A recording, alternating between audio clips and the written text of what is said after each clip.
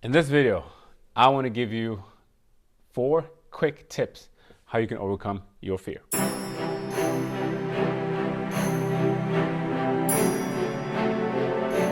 Fear, so paralyzing. You probably experienced fear on various levels.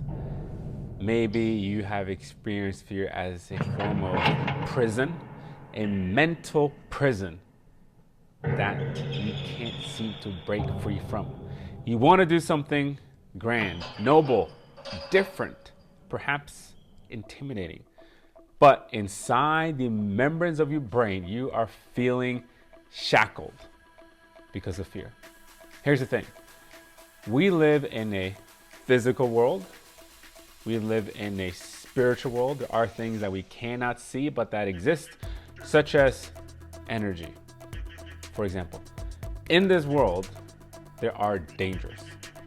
When you exit your home, your house, there is no guarantee what can happen. And of course, that uncertainty can induce a sense of fear. So we all experience fear, and it's a normal part of human experience. It is part of our humanity to experience fear. But what I think we're not meant to live is to be shackled by that fear. And I think for a lot of us, including myself, fear can stop us from doing a lot of things that maybe we truly would like to do, but also if we do them, once we break out of that comfort zone, once we break out of that prison, we actually will blossom into the person that maybe we were designed to be from the beginning. And the skill set and the gift that we have to share with people, to serve people, to help people, to contribute. And a lot of times it's all here thinking, but it doesn't lead to action because of fear. So here are some practical tips that you can try out to see if it'll help you overcome your fear. Number 1, take out a pen. Don't use your digital devices. Paper, physical paper, and write down what are some things that you currently feel afraid of.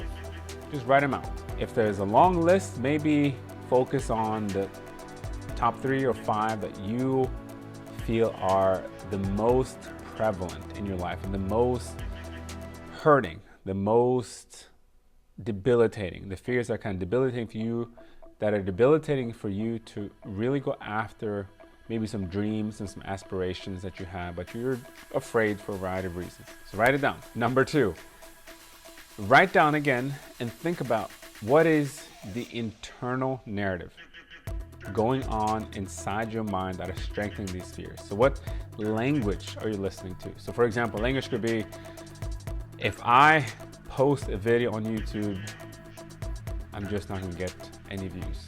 Or people are gonna think it's boring. People are gonna think it's bad. If I quit my job and pursue this passion or pursue this other job or start this business, it's gonna fail. And I told you so. Or this language of what if. Well, what if I do this? What's gonna happen? Okay, it's the unknown. So you're replaying this internal narrative, this language that goes on in your mind that is strengthening your fear. The more you think it, it is strengthening the very fear that you are trying to break free from. Number 3 is to use your amazing ability to think, and that is to step outside of yourself. So you're looking at yourself objectively. Say for example, social media. I've had a fear of posting my stuff on certain social media channels because I think if I post this stuff, so-and-so are going to not like it. They may disagree with it. They may think that I think I'm somebody or that I have this special knowledge that people want to hear, and I replay these things in my mind. So if I step outside of that fear, I can see maybe that it's not that big of a deal what I'm thinking about sharing on social media. And maybe also the majority of people, which I think is true, don't really care that much about me because I'm just another person of these 7 billion whatever number of people that live on this planet. So when you step outside of the fear and think about it rationally, not in your emotion, but using reason, you may realize it's not that big of a deal as I may tend to think it is. And lastly, and maybe the most importantly, is to look at your fear through the lens of faith and say, what would faith do? On the side note, say for example, you say, I have no faith because I don't believe in something religious. Well, I will argue that yes, you do have faith, because think about this. If you drive a car, or if you are going on a plane, or if you eat something, food, there is a probability that that's not going to go too well. Something can happen. So every day we all take steps in faith because we do not know the outcome. We cannot guarantee what's going to happen next. So there's an element of faith. And I think when you look at something with faith, you believe that it will work out. When you believe, like, I have faith that this will not end in disaster, you will take action. So the last question is, look at your fears with faith and ask yourself, what would faith do? Not what faith think, not what would faith contextualize, or how would it conclude? No, what would faith do? If I had faith about this fear, like, what would I do?